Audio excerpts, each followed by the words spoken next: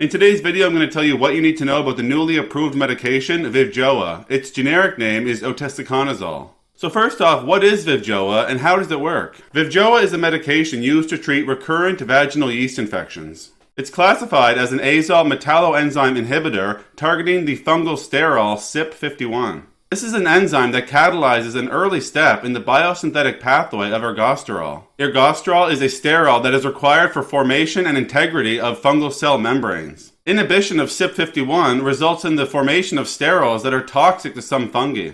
Now, before somebody was to use Vivjoa, there are some precautions that should be mentioned. It's not recommended to use this medication in patients who have moderate or severe hepatic or liver impairment. It's also not recommended to be used in patients with severe renal impairment or end-stage renal disease with or without dialysis. And finally, for precautions, it should be noted that this medication can cause harm to a fetus. In terms of contraindications or reasons patients would not be able to use Vivjoa, there's actually only two. It should not be used in females of reproductive potential, and also it should not be used in pregnant or lactating women. Now let's talk dosing. When a patient is starting Vivjoa, they would typically use 600 milligrams on day 1, taken as a single dose, followed by 450 milligrams, again taken as a single dose, on day 2. Then, on day 14, they would administer 150 milligrams of Vivjoa once every 7 days for 11 weeks.